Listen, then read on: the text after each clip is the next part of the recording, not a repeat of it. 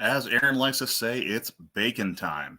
Welcome to Slab of Bacon, our new college football show. I know a lot of us are excited for the NFL kickoff tonight. Get to watch some actual NFL football. But in the meantime, here let's break down a little bit of the week that was, the week that's coming, as we get ready to go forward here with college football. A lot of exciting things going on here, of course, and as you can probably tell, I'm a Wisconsin fan first and foremost. So let's start with my disclosures here. Kind of did in soccer a little bit as well. But first, I am Big Ben. See, I'm on most social media as DWB Big Ben. So one of the things I like about college football is that we get the chance to cheer for multiple teams with, frankly, very little guilt in that situation. So Wisconsin is home to me. It's my first college football love. It's what I follow the closest and what I'm cheer for the hardest. However, over the course of my life, I've adopted additional teams, just whether it be due to friends I've made, places I've lived, or in one case, the woman I married, picking up these additional teams to kind of help build friendships, put a little more flavor into my Saturdays, and just enjoying college football while it also feeds my NFL draft nerddom, as it were. So, with that said, Wisconsin, like I said, is my favorite, my number one team. Spent 6 of the last 7 years down in Hattiesburg, Mississippi, where I adopted Southern Miss, of course, and then also Mississippi State. If you are from the Southeast or you've been in the Southeast for any amount of time, you've learned really quickly you better have an SEC team to talk about, or it's going to be really hard to talk football. So Mississippi State became the SEC team for me, and was able to enjoy the College World Series a few years ago in baseball, but also then got to go to a few games there in Davis. They stayed there in Starkville and got to enjoy some great games there. So a lot of teams I've kind of picked up over time here have included Florida. I grew up hating the Gators. So the team that would win, my teams weren't. But a close friend of mine is a big Gator fan. Hope to have him on the show eventually here as well. And as a result, I got to go with him to a Florida-Georgia game a couple of years ago down in Jacksonville. And it definitely sparked my interest there. Then going beyond that, it's I'm a guilty pleasure of cheering for Notre Dame, and then TCU lightly is as well, with Maryland being the team I've adopted due to my married life. But here, speaking of Maryland, here comes TJ. What's up, guys? How you doing? What's up, man? Oh, another beautiful day, and some more time to talk football, right? Oh, of course, man. Especially with season starting for NFL today, and then we also got college football on tonight as well. Absolutely. Got the Louisville game on one string, got the Kansas City game ready to go on the other one. So I'm ready to go and talk sports while watching some football. Oh, hell yeah. It's probably one of the best days, I think, of any football fan's life is when you got both college and NFL on the same day. Absolutely.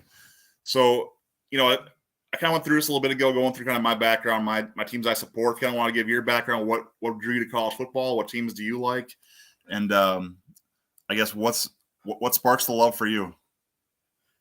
Yeah. So I mean, if you guys, I guess who's watching this, if you guys don't know, Ben and I both are on the main show of Dad's Bacon. I'm a diehard Longhorns fan through and through. I fell in love with the Longhorns because my grandfather, he's a Texan through and through. I mean, if he didn't bleed burnt orange, and man, I don't know what he bled. I mean, every fall it was, he always had his Texas stuff out and wearing his hats, everything like that. And it just, it got on me as well. And I just became a massive Longhorns fan. Probably, I think the first picture I have of me in Longhorns is like age of 2. Okay. And it's like a little Bevo beanie. And I was Nice. like, hell yeah. So it's always been, I've always been a Longhorns fan. As well as I do root for the Houston Cougars. I'm a massive Houston fan in general. Besides the Texans, I don't like the Texans, but Houston fan base as it is, so I'm a huge Cougars fan. And being literally 5 miles down the road, I'm a massive Naval Academy guy as well. Awesome. It's always fun to root for a service academy that, at the end of their 4 years, they're serving our country. And it's, I respect the hell out of that because 4 Absolutely. years of massive commitment, and then you go and do this. It's awesome. So if you had to go back to what was your first memory, maybe watching a Texas game that kind of stands out in that really was like that maybe that crystallizing moment for you, just like that, that first feeling of love, that first feeling of heartbreak? What do you remember first? So I want to say my first. I feel like my first like true love for like true feelings for Texas football. I was let's see, 2005 and won the championship. I was like third or fourth grade, I think. Okay. So around that time, and I was here in Maryland, so it's kind of hard to find Texas fans in Maryland. And when they do show up, it's the bandwagon guys. So like they'll win like massive games, and out of nowhere, it's just like, where'd you go? You have a Right. losing season, they're gone out of nowhere. So my first true like my first true just happiness with Texas was when we won the championship. Vince Young ran it into the end zone, held that football. I mean, and I remember where I was. I was sitting on the couch with my grandfather. I was supposed to be in bed because I had school the next day, and my grandfather snuck me out of my room. We were staying at my grandparents' house. Snuck me out of my bed, said, "Hey, we're gonna go watch. We're watching the Texas game." Went down in the basement, had the TV on, and right after he scored that touchdown, we were screaming, jumping up and down, gave each other a hug. And he's like, "You're not going to school tomorrow. We're gonna we're gonna go out and celebrate this win." And sure enough, my grandfather told my mom, "Oh, TJ's sick. He's got to stay home today." So my mom went to work. He and I went out and got like Slurpees and hot dogs from 7-Eleven. Just had a day together. And I think the heartbreak I had again was with my grandfather when we lost the championship to Alabama when Colt McCoy went out. We both cried that night. Okay. No, that's awesome, man. That's what it's all about, right? This is what college football makes it so much more personal. You have those family connections. You have that just you start to believe this a little bit more than some other sports and other teams. Troy joined us here. So, Troy, welcome to the show. Hey, what's going on, fellas? Hey, we got Troy. Hey, how's it going? What's going down? What's up, not man? too much. So 15 minutes, 10 minutes away from NFL kickoff here, but let's talk a little college football, huh? Oh, absolutely. Yeah. So we've got to bring on our resident Michigan honk here, I guess, right? Yeah. And so in the heart of Penn State country, right? That's where I live, and so yeah, I became a Michigan fan. I mean, honestly, the helmets are what turned me on first, but then as I was a young kid, Desmond Howard was on his Heisman run, and that really caught me. I really fell in love with Desmond Howard, and then a few years later, we had a guy by the name of Charles Woodson that rolled around, and that guy was just amazing, and he was just different. And I'll tell you what, I didn't miss a game that season when he went on his Heisman run. That's awesome. What do you say is your first memory you have, it would be family or otherwise, that really made you connect to college football and Michigan in particular? I mean, none of my family really got into college football at all. For me, I remember, and I think that's the way I kind of came into all my teams, to be honest. I think it was Penn State playing Michigan or something like that. And I'm just like, everybody that, we're from Pennsylvania. So all my friends and everything are rooting for Penn State. And I'm like, I'm not rooting for the same team you guys are. I'll root for the other team. You know what I mean? And that's the same way I started liking the Sabres. Is my cousin was watching the Flyers game and they happened to be playing the Sabres that night. I'm like, nope, I'm rooting for the Sabres. So that's funny, man. So that was me. My first memory though is, I really don't remember. I just remember the helmet, and I remember Desmond Howard, and I remember later in that season when he did the Heisman pose against Ohio State. That's kind of my first recollection of that. So that would have been what, 91, maybe 92. Way before. Sounds right. I don't remember for sure. That sounds right though. Yeah, I don't remember the year he won the Heisman. 91, 92, something like that. Because what Rocket won it in what, 90? Yes.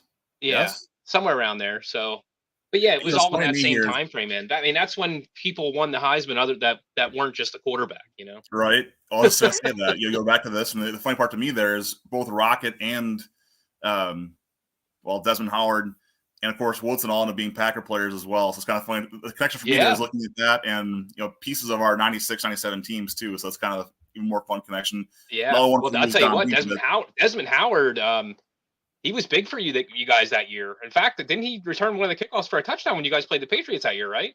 Super Bowl MVP. So that's right, he was. Yes. So it's one of those few specialists ever won, in that position. But yeah, he had 101-yard return for a touchdown that really turned the tide in that one against the Patriots. Yeah. So, And then you guys, did you guys also, did you guys pick up Andre Rison that year too in the middle of that run, or did you have him at the beginning of the season? No, we got him during that run, and then Rocket came, I think, the year after that. Jeez, so it was just kind of that weird run of getting those guys in the back of the roster there with Ron Wolf leading the charge, and it's kind of that fun spot. But you also still had, this is coming off for us. We had Sterling Sharp was our stud, but you know what? I'm going into pro. Let's go back to college here a little bit, and so let's go. I guess we kind of cover ourselves a little bit. I'll tell you, I didn't share my memory yet. I'll say my first one I connected to was the Rose Bowl against UCLA for the Badgers. I'll say it was around 93, 94, somewhere in there, early 90s. Yep. We had Ron Dane. Yep. And just remember watching Ron Dane in that AstroTurf and Camp Randall. I just was like, that is one big bad dude, and I loved watching him rumble around. So it was kind of that's my fun memories there. Okay, I must have my time frames mixed up, but I thought Ron Dane was more late 90s. If I'm wrong, I'm wrong. But it was a Rose Bowl we were in early 90s that I was watching, and you're probably right, because I was thinking with that, I was like, Ron Dane was in the Giants, and I want to say early 2000s yet. There's no way he was right early 90s then. So they drafted him, right? He did, yeah. So he would have been. Let's see here. I'm gonna get 99. There you go. So I messed that one up. My bad. But I guess whatever it was, I had a sweatshirt, and I'll have to find pictures of it now too. But it was the first Rose Bowl for Wisconsin, and back then the Rose Bowl was like the crown for Big Ten football. For Wisconsin especially, that was a big deal. Sure. So because it was always Big Ten versus Pac-10. That's what it was. Right. So it seemed like for a little while there was always we're going to get there is going to be UCLA waiting for us, and so it's kind of fun we had there also. But quick little dig here because I didn't do my homework unfortunately beforehand. My fault. So we would have had 94s. I'm thinking of as against UCLA in the Rose Bowl. Barry Alvarez was our coach then. That was a kind of return to Wisconsin being relevant in college football. We went from legitimately the fifth quarter, the Wisconsin band being a bigger draw than the football team. Wow. But when I was a kid, my dad brought me to a game against Iowa, to be a game against Ohio State. I remember going, but I was about 5 years old. But just the whole pomp and circumstance around college football was still just a draw to me at that point, just the excitement to get with it. So, with all that said, I guess, guys, did you guys get a chance to watch one? Oh, my gosh. How did I forget that? Brent Moss. Sorry. So, going back to this past week, though, a little more recent history, did you guys get a chance to watch any of the games? And if so, what did you watch? So I was flipping back and forth between East Carolina and Michigan, and also obviously the Colorado and TCU game. So I caught that. Caught a little bit of the Penn State West Virginia game in the evening, not too much. Honestly, pretty much the first half, which was the better half because that was when it was a close game yet. And there was another one I was watching. Oh, I saw the North Carolina South Carolina game a little bit too. So I tell you what, this season's kind of starting off a little strange already, really. I mean, we got teams popping up. Duke's ranked. Colorado all of a sudden is ranked. TCU falls out of the rankings. Absolutely. I don't know. This could be crazy. Yeah, it's I think that Clemson laying that egg is probably the biggest surprise. Honestly, even beyond Colorado coming up, because you still knew there's you didn't know what to expect from Colorado. Yep. But seeing Clemson score 7 points only. Yeah. Shot themselves in the foot the whole game. Yeah, it was just that frankly is brutal. And going back a little before that, though, the one that also hurt my feelings a little bit was that Utah-Florida game. Talking about just sloppy play. I mean, Florida looked absolutely dreadful in that whole. It's understandable that Gator Nation's a little bit ticked off right now, trying to say like what's going on. But I guess I'll say it, I hope it chalk it up to a tough road game, tough opponent, and just week one. Hopefully, can kind of settle in. Obviously, a lot of experience watching Graham Mertz play, and I know I thought he played well, honestly, for them. I don't think he was the problem necessarily in that game. But Florida's got some work to do if they want to be, frankly, even bowl eligible, which I think they have a team that's skilled enough for it, but they've got to play better than they did this past week. Well, and you also got to realize, too, something about the Utah game itself. They did not have their starting quarterback, and because he was out, I can't remember what the injury was, but he was out with the injury. But that shows the mentality of Utah. Their thing is next man up. I mean, everybody's team is next man up. that quarterback that stepped in for him, he looked like a starter. So that's, I think Utah, that was a game that I had circled. Buddy of mine, he's a diehard Gators fan, and I watched that game. We were texting back and forth with each other. And I'm like, dude, I was like, that first play, just straight over the top touchdown. I said, what the hell? And he goes, dude, I turned it off. Right when he made that completion, he's like, I turned it off because I already saw this is how the season's going to go. And honestly, I don't want to say it's the jet lag. I mean, a lot of people in some of these conversations I talk to, they're like, oh, yeah, Florida's jet lag. They're not used to this. I'm like, dude, they travel. I mean, they definitely travel and they can play, but I think it was just Utah had their number, and it was beginning of the season. Florida had all this hype after Anthony Richardson left. It definitely. I think this was a gut check game that Florida needed. Now they're off their high horse. They'll run through the. I hope they run through the SEC, because if they show how it's done, they got 2 opponents coming in next year in 2024 that are ready to take the SEC by storm. They think, at least. But anyway, I'll go ahead and I'll skip ahead for 1 second on this one and go ahead and highlight that exact storyline, right? We have Texas, Alabama this weekend. So Alabama is 7-point favorites right now. They are in Bryant-Denny for this matchup. Yep. So we'll just jump to this week for that conversation and say, what do you think happens in this game? What's your prediction right now? So being a Longhorns fan, I'm always going to say Longhorns up by 50. But honestly, I feel like this is going to be a game that shows what Texas can do in the SEC. If we can keep up with Alabama on Saturday, I think the SEC is going to be a great fit for us. Now, granted, the Big 12 has always been great competition. Teams they'll fluctuate, we'll lose teams, we'll bring new teams in. This season, we brought in the Houston Cougars, for example, and they are, not saying they look really good against UTSA, but, that's a program that was in the American Conference. They were just beating kids left and right. The size fit a good Power 5 conference. They jumped to the Big 12, and, I think they start their Big 12 conference play this week. But, for the Texas game itself this weekend, I have my doubts on Quinn Ewers still. I'm not on the Quinn Ewers train quite yet. Sure. I did see some improvement. He was very, he's leaned down against the game against Rice. He leaned down a lot. He's more mobile. I didn't see that a lot last year. This first game he ran a couple times, which was good to see. His passes, though, he's got a cannon. His accuracy is not where it needs to be. So I'm a little worried. If this Alabama defense is what it truly is. I mean, they did just play Middle Tennessee. Now, granted, pretty sure a high school team around here can beat Middle Tennessee. But I feel like this is going to be a true. As I told my buddy, I feel like this game is going to show who's going to be. That team to talk about this season, because this is like everybody circled this game, right? And this is the game to watch on Saturday. So you taking Texas straight up, or you want those points? So I take Texas, but I'm taking Texas by 2. So I think it's going to be 23-21. It's going to definitely come down towards the end of the game. But I don't think Alabama was really challenged the last week. Yes, they're still looking for that quarterback, but I don't see Alabama really being tested that hard first week 1. Texas kind of was. Now, granted, Rice is not a team that you would kind of predict, but they went to a bowl game last year. They did pretty well last season. They came into this season high hopes. Gave Texas a run for their money for, the first, I think. Uh-oh.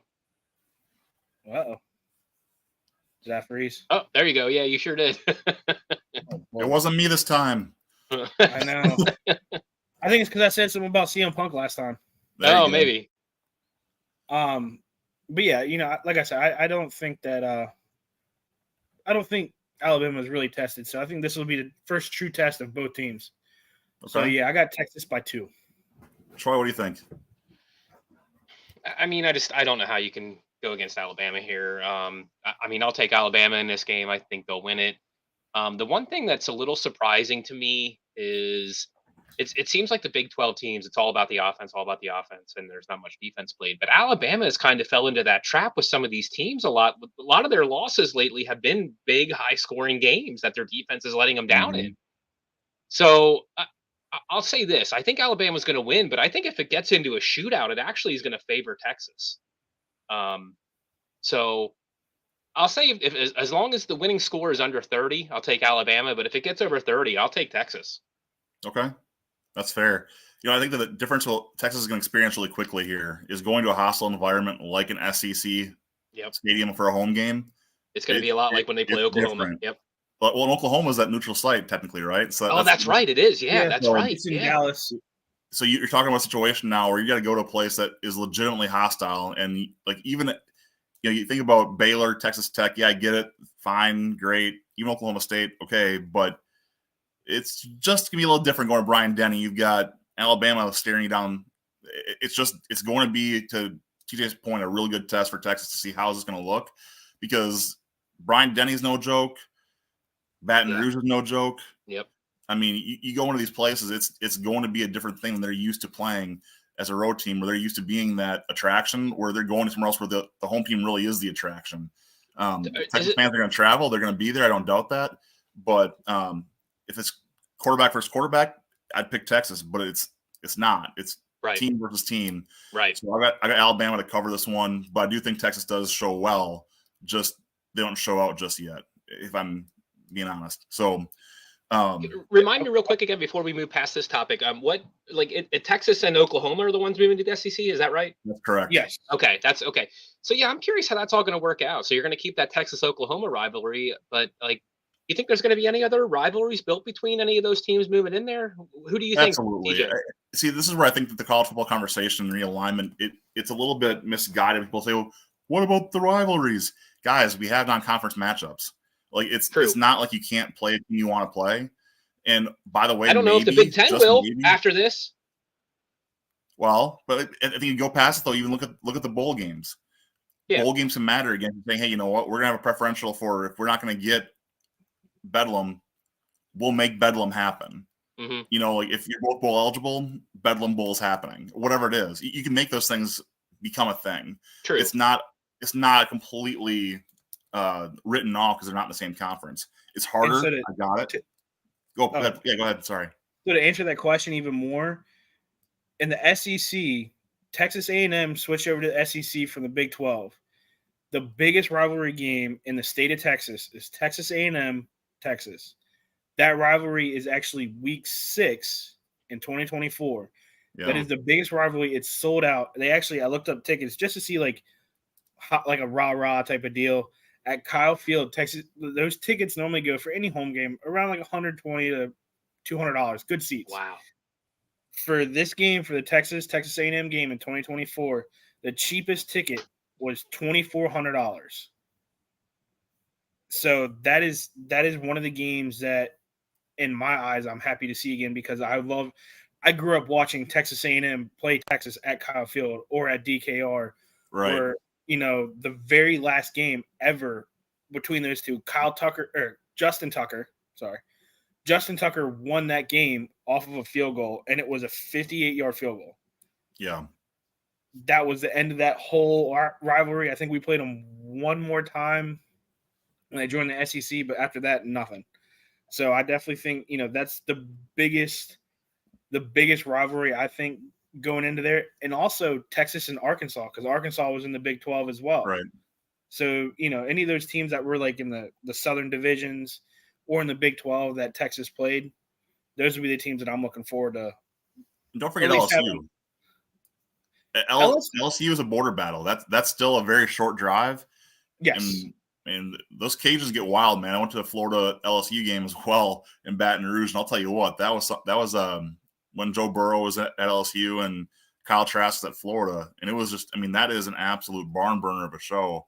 And that's that's a game that left a bad taste in my mouth because LSU came to DKR, Yeah. bent us over, smacked us side left or right, and I tell you what, man, that they were saying this is going to be a test for Texas to join the SEC. Sure enough, LSU bent us over. The next year, who do we play? We play Alabama.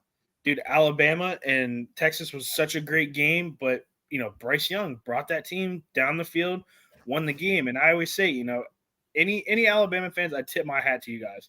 You have a hell of a coach, hell of a system.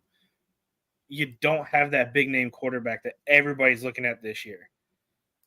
I can't see Alabama being that team offensively because there's not a lot of guys that made a statement preseason, I should say.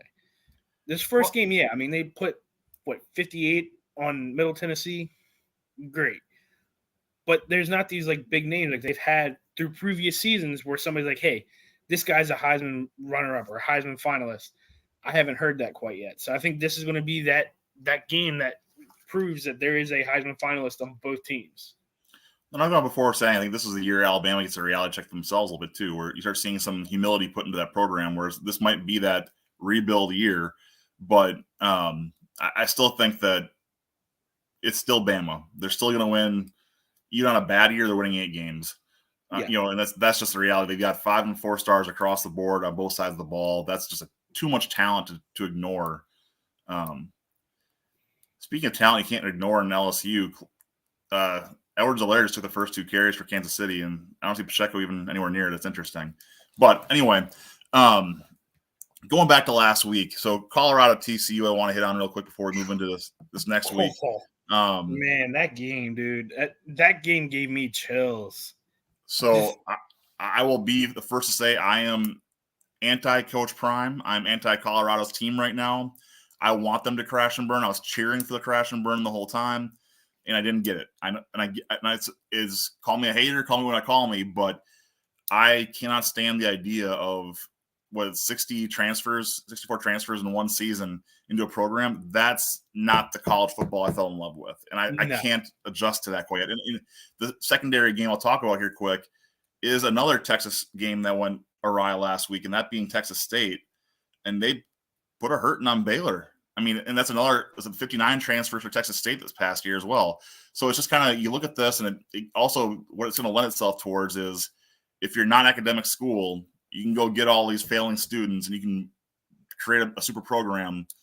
And that's, again, bad for the game long term. It's not what we need to be seeing. And I wish there were some restrictions on transfers in by a season to create some degree of control, because right now this is chaos. I mean, I'm not mad that Baylor lost to Texas State. That's not it. It's just they shouldn't see these kids who are planning, hey, I'm going to go to Colorado for 4 years, and Prime shows up and says, hey, by the way, put your name in the portal now. I'm bringing baggage, just Gucci.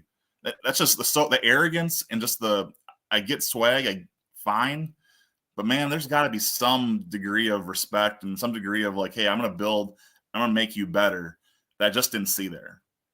See, and so I'm going to piggyback off of both of these games. So, first game, you say you're not a Prime. Did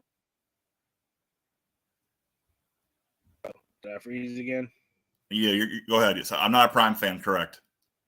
So I'm with you. I do not see this being a statement win. Now, granted, yes, TCU national championship runner-up last year. They didn't have that core of guys that brought them there last year. Right. So they're playing a whole new different team. Same offensive scheme, same defensive scheme. I mean, defensively, they still had a solid stack defense for TCU.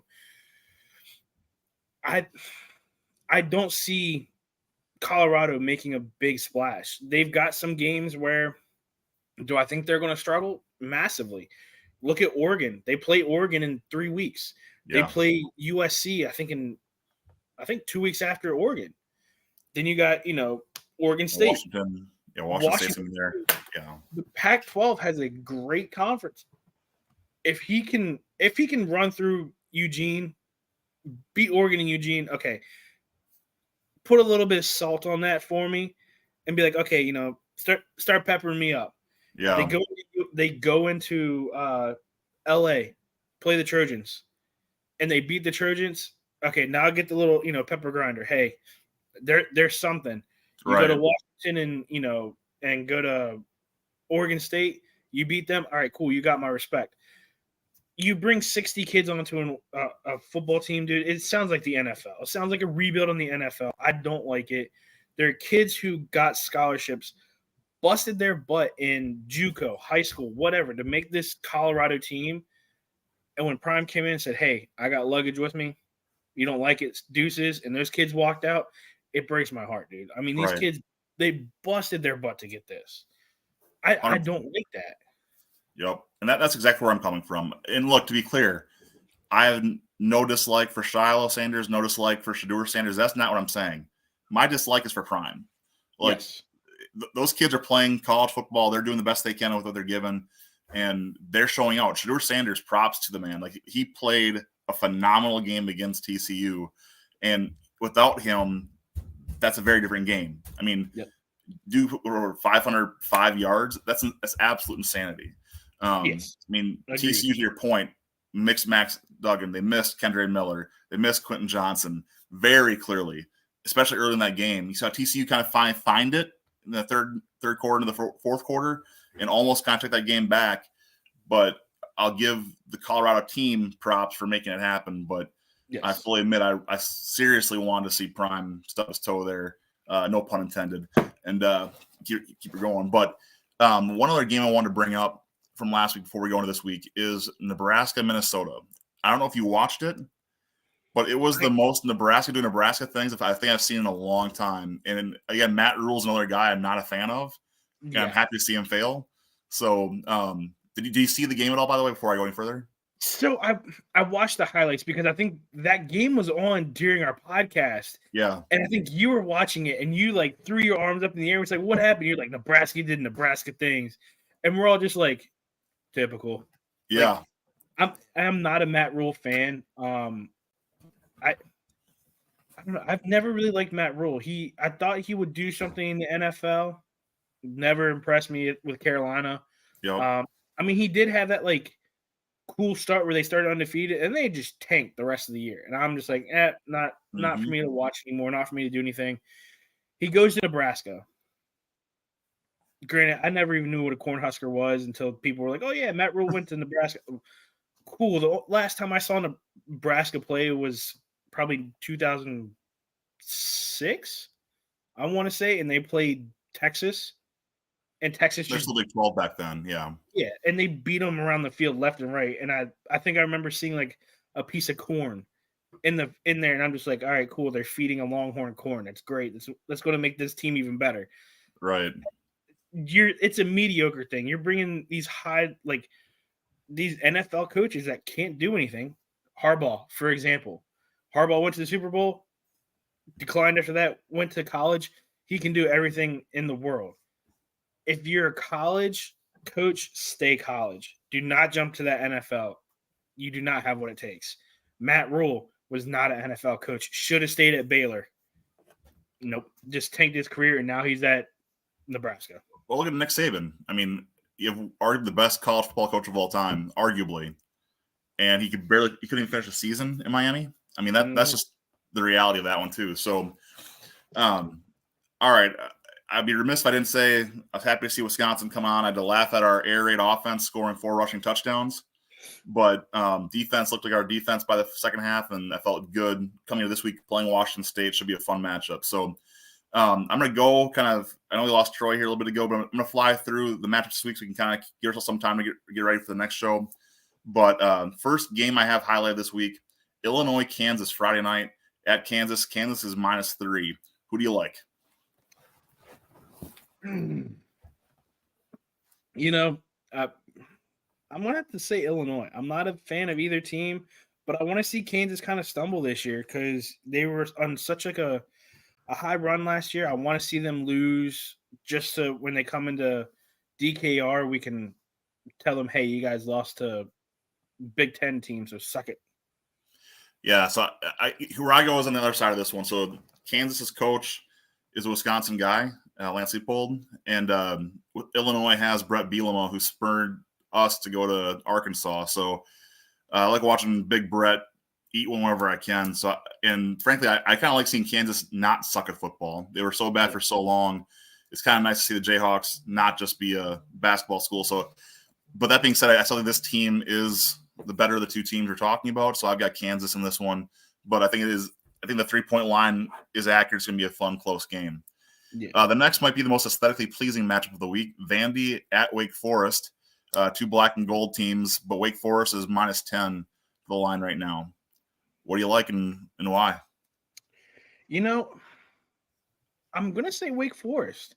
I mean, they lost Sam Hartman to transfer. Sam Hartman's doing pretty well at Notre Dame. I hate Notre Dame because they beat Navy. I should have bit my words that week, but I think they had a good backup coming into last week. I like Wake Forest on this one.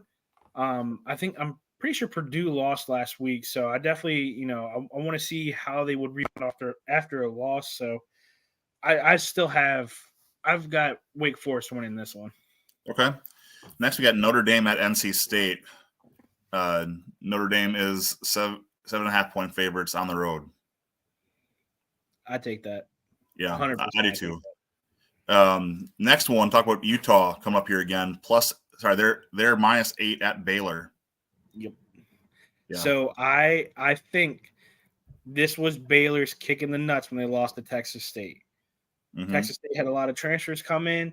They were well-rounded. I mean, I follow all Texas college sports, but man, I tell you what, Baylor's going to nut up or shut up this week because Utah is no joke. And if they want to, not be the laughing stock at NCAA right now, they'll give Utah a run for their money. Yeah, I got Utah covering and some. I think Baylor just takes one on the chin. I think it's going to be sorry for the boys in Waco, but I think this is Utah's time to kind of show us what they've got. Next game I have is Nebraska at Colorado, and Colorado is 3-point favorites. Imagine that. So, oh boy, who do you like and why? I've got to take Colorado on this one just because I don't think Matt Rule is truly ready yet. I don't feel like Nebraska really has that it factor. I mean, and you've got Colorado; they've got athletes there. I'll take the spread on that one. And I'll definitely stick with Colorado. Yeah. Purdue at Virginia Tech. So enter Sandman, here we come. I think Purdue starts 0-2. They are 2.5-point dogs at Virginia Tech, but I think Virginia Tech easily covers this, and Purdue just really looks foolish to start the season. I'm going to take Virginia Tech, and the reason being, Purdue has never played at Lane Stadium. I've been to Lane Stadium before. Yeah. When Enter Sandman hits and that crowd gets going, it gives you chills, and it gets underneath your skin. It sticks in your helmet. They're going to be, just the pageantry of the Appalachian Mountains, Blacksburg itself. They're going to get sucked into it. I'd take Virginia Tech. Okay. The next one's another Virginia matchup, but this one has some road dogs. JMU, 6.5-point favorites over Virginia at Virginia. Okay. So I'm going to go – this is what I'm going to say for this one. The last time there was it's FBS, I believe, which would be what JMU is. Well, there are FBS. They used to be FCS. They jumped last year. Yes. So they are Sun Belt right now. Oh, so they are. So they did move up like the Division I as we know it. Okay. Correct. So the way I see this is they're just like Old Dominion. Old Dominion is that like under the radar team that'll come out and swoop your legs over a big Power 5. They did that to Virginia Tech last year. JMU, great school, amazing. They're not that far from Charlottesville or from Charlotte. I think it's going to be a lot. It's a lot of emotions for Virginia. It's their first home game back after that shooting where they lost 3 football players. I think there's a lot of emotions there. I honestly think that JMU is going to give UVA a run for their money. I've got JMU on this one. And I actually do too. I think that Virginia looked rough in that Tennessee game to boot, and the emotions. Your heart goes with Virginia that way. You feel for them, but the Dukes are no joke, man. I think that's going to be JMU continue to celebrate their rise here a little bit. But next one is a fun one, actually, is a border battle. Ole Miss, 7.5-point favorites at Tulane. Both ranked teams. You know, I saw that one on the docket today, and that was one that I actually did a little bit of research on. Okay. I will not lie to you. I'm on the Tulane train, man. Okay. I think they're gonna come in. They're gonna have some fun. Maybe they'll show a little bit of presence, of what they can really do. SEC, Ole Miss being SEC, I can't really say I've heard a lot about them. I think Tulane comes in, a little fun with them, and they'll beat them. So I watch a lot of Ole Miss football. I have a buddy, again, big Ole Miss fan, and it's offense, man. Like Lane Kiffin's got that offense rolling. It's what they do. It's a lot of offense and very poor defense. And Tulane's kind of the opposite. Their quarterback, Toon, went to the NFL. So now here they are. I want to see what the Tulane offense looks like. Tajay Spears was at running back for them last year too. So a reset for them on offense also. I think that initially I was on the side of I think Ole Miss easily covers this, but I think that Tulane's defense makes it interesting. I'll take Ole Miss to win, Tulane to cover the 7.5 points. I respect that. All right. Now, this next one I think we're going to have some fun agreeing on, and that's going to be Texas A&M at Miami. A&M's 4-point favorites. But I'll say I'll give those points up all day long and take the Hurricanes to whoop up on the Aggies this weekend. What do you think? Hey, I see a hurricane brewing, and Texas doesn't know how to dodge a hurricane. Yeah, absolutely. Okay. Next one, go ahead and bet the under, whatever it is, but Iowa State. Iowa's 3.5-point favorites. I'm going to stick with Iowa. I don't like Iowa State. Their Cyclones are about to get chopped up by a Hawkeye. Okay. The next one, the line surprised me. It's a North Carolina in-state battle, App State at North Carolina. North Carolina is favored by 19 points. I think that's a little steep for me. I got App State to cover, North Carolina to win, but I thought 19 was a pretty wide spread for the teams that are matching up there. So this is where my love for Mac Brown comes out, and I'm going to fanboy the fuck out of this thing. I think they take that. I think Mac Brown and North Carolina showed who the real Carolina is in NCAA football. North Carolina is on the map. Mac Brown is here dancing his old self everywhere. I got them taking that point spread and just running with it. Okay. Another big spread, but a game that's attractive. SMU at Oklahoma. Oklahoma's favored by 15.5 at home. I will God, it burns me saying this one. I take Oklahoma on this one, but man, it's the only time you'll ever hear me say Oklahoma.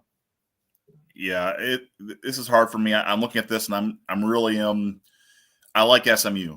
I like watching them. I think they're a fun program. Yes. I don't like Will Venables. It's not that I don't dislike Oklahoma. I don't hate the Sooners. It's not that. I don't have anything against them. I just don't like Venables. I don't think he's a good coach. I think that this is I think eventually Jimbo Fisher and Will Venables both will be looking for a new job before too long. Yep. With that said, I think Oklahoma wins this game.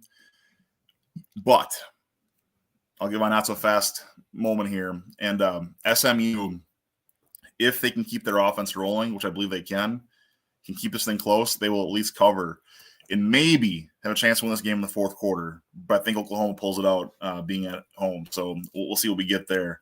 Yep. The next one's a classic city school battle, Cincinnati versus Pittsburgh. Pittsburgh is 7.5-point favorites at home. It's in Pittsburgh. Yeah. Yeah, I'll take Pittsburgh on that one as well. Yeah, I'm with you too. I think Cincinnati still kind of find themselves with Luke Fickell leaving. I'm kind of curious what they'll keep doing there, but I think Pitt's got that kind of on their side. Next one, Texas Tech, who had a disappointing loss to Wyoming last weekend. Dude, Wyoming, man. Playing against Oregon. Oregon road favorites 6.5 points.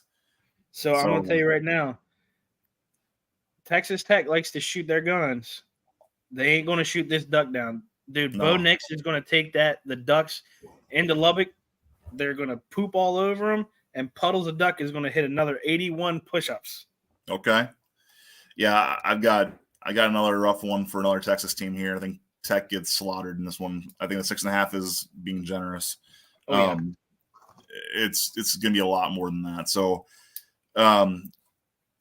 next one I had is UCF at Boise. UCF favored by 3.5. You know, I want to say because Boise lost to Washington. If I'm not Correct. wrong. Washington's, it's a good, obviously a Yeah. very good school, good program right now. I'm wondering if Boise learned anything off of that game. They'll come into this one, give a little bit of fight. I'll take Boise on this one. I don't take them by much, but I take them maybe by 3. Yeah, I think it's kind of that, again, get that Florida versus the mountains. We'll see what happens. And, just being up here in the north, I can tell you we're touching 58 this morning when I woke up. Maybe those Florida boys get a little bit of crisp air in their skin, don't know what to do with it. So we'll see what happens. So I'm with you there. Next one, Wisconsin at Washington State. Wisconsin is 6-point favorites. So I'm not gonna lie. I think that this is the only time you'll ever hear me say Wisconsin Badgers. I'm a fan of them for this game. I hate Washington State for some odd reason. Every time I watch that ESPN College Game Day, that flag is flying in the back. One of these days, if it comes anywhere close to me, I'm gonna take that flag and rip it. I don't like Washington State, all because that one flag, man, it pisses me off. Fair enough. I'll say this: I went to the game last year with my kids. My kids' first time at Camp Randall. We had a great time, and honestly, the Cougar fans they're really not good people. At least to us, they're good fans to be around. I really had no issue. Obviously, we're disappointed in our result last year. But I think the Wisconsin's ready to kind of make that statement now. They kind of got themselves calibrated last week in time to whoop up on Washington State and take a look. Now, next one's another team I like. Mississippi State's at home against Arizona, 9-point favorites. Yeah, I'm gonna go Mississippi State on this one. I don't like Arizona. I feel like they are they're on the downward spiral. I feel like after Nick Foles left, and there's not too much they can do. Yeah, I gotta agree with you here. I think that it's going to be a tough one for Arizona. Mississippi State, Coach Arnett's got them playing well. They're still, we kind of have this, I guess, call it a rallying tour this year for Mike Leach and honoring the Pirates. So I think this is where it's another game where they can go out there and honor the Pirate and beat Arizona. Yep. The next one is a huge line, and it's correct, but Southern Miss, another team I cheer for here. Golden Eagles are going to Florida State. So Tallahassee is going to have – there's a lot of history in this matchup that people don't always think about.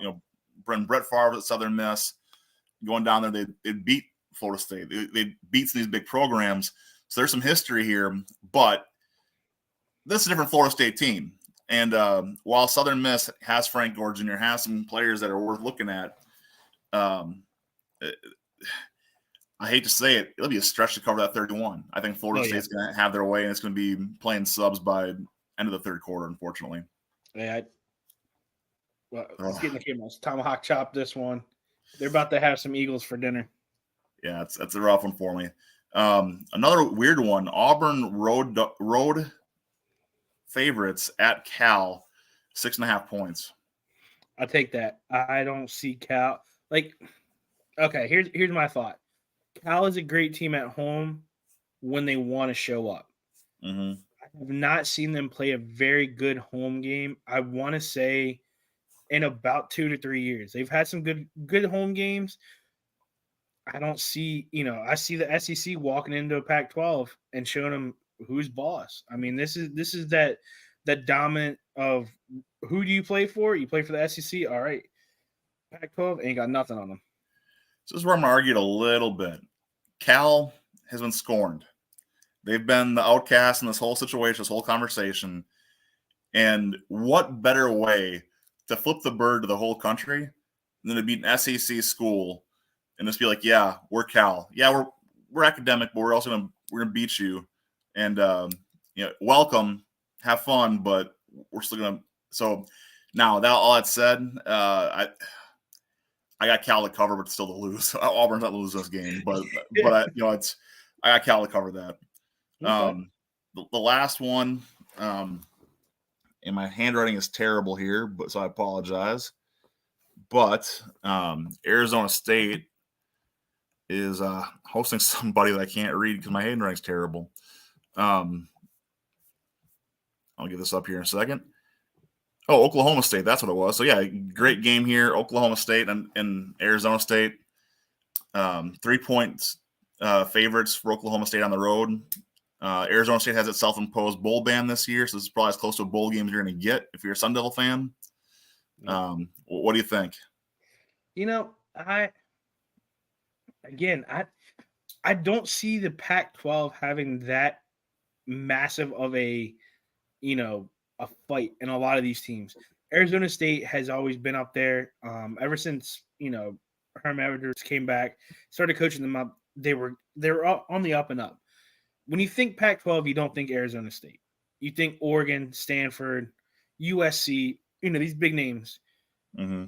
You got Big 12 walking into there, guns are slinging. No pun intended, because those are Cowboys. They're going to shoot up that place, and I think they're gonna walk out. And I think I think that's going to show the supremacy of the Big 12 right there. Well, and the fun part to me on this one is this is actually another one of those matchups we just see that will be a future conference rivalry, because Arizona State and Arizona will be joining the Big 12. So it's kind of that precursor to the bigger games to come. I'm with you. I think that Oklahoma State's just too good, too well coached, and it's going to be, I think 3 points again is probably generous to Arizona State. I think they fight because, like I said, this is their bowl game this year. But I think Oklahoma State comes up victorious there. So I guess TJ, so we wrap this thing up a little for this week. But thanks for you guys who's been able to watch and join us.